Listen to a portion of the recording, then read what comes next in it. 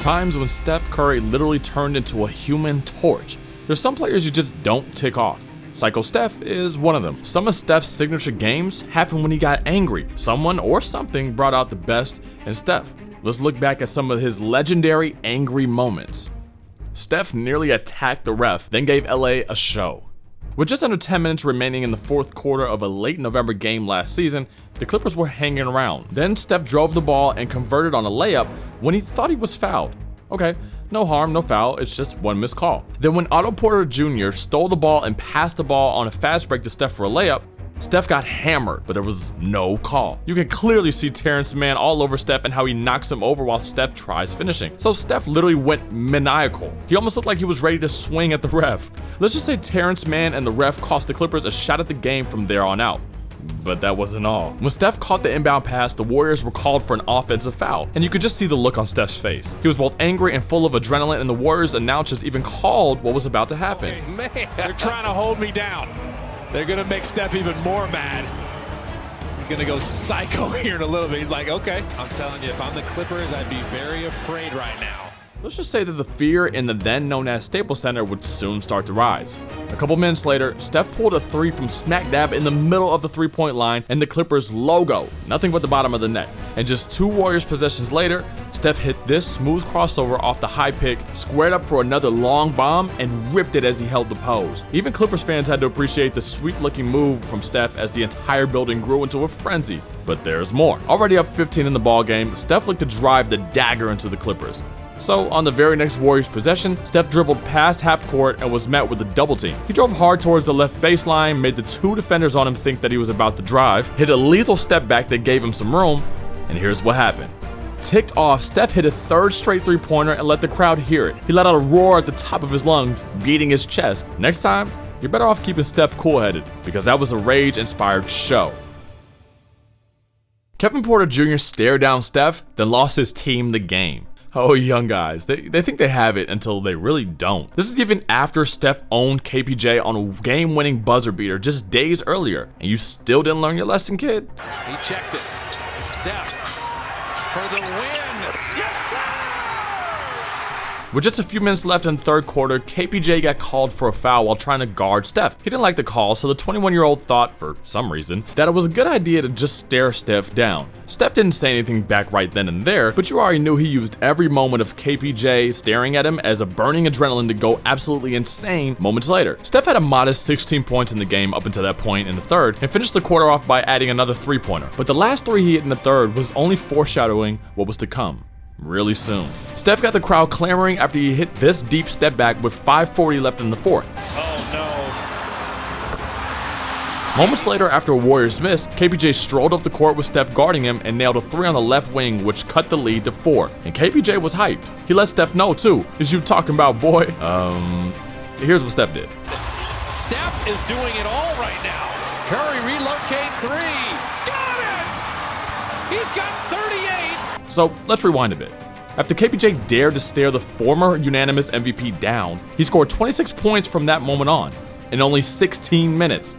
40 points on 7 three-pointers just 10 days after Steph beat those same Rockets on a walk-off buzzer beater. Crazy. Steph took exception to Kendrick Perkins on the bench.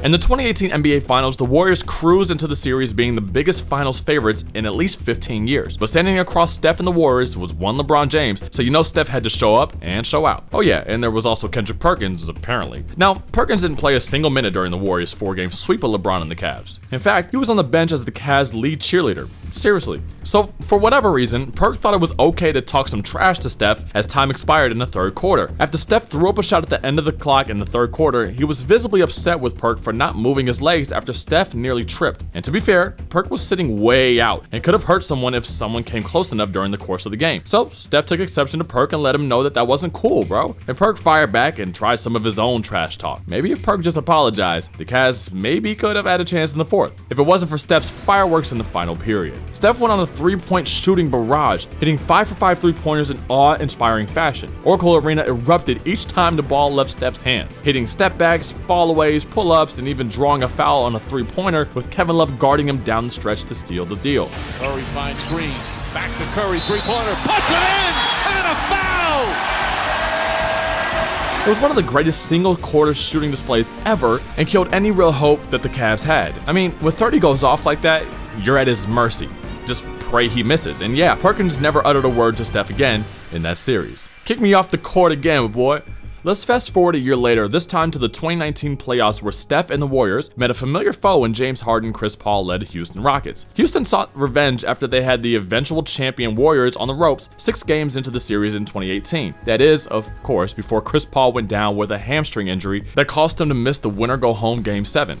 Well, Chris Paul was pretty bitter about how his team went out in the playoffs a year earlier, so he was desperately looking to send Steph and the Warriors home in just the second round. The series, just as many expected, was a close-fought battle with a 2-2 series tie heading into Game 5. But a huge turning point happened at the end of the third quarter. Kevin Durant went down with a supposed calf strain and missed the rest of the game, but the star-studded Warriors didn't miss a beat without KD. In fact, they looked even better without him after the Rockets were in command for significant stretches of the game with KD on the court. The Warriors flipped the switch while riding the momentum sparked by Oracle Arena and won Game 5. Steph and the Warriors, without KD being ruled out indefinitely, took a 3-2 series lead with Game 6 coming in Houston. The night before Game 6, something happened between the two teams as opposing star point guards that might have played a huge role in what transpired in Game 6. According to Marcus Thompson of The Athletic, Steph wanted to practice on one end of the Houston's court to get ready for Game 6, until Chris Paul heard about the entire deal and had Steph kicked off the court so he couldn't practice by himself. Steph even said that he needed just half the court, but CP3 wasn't having any of it.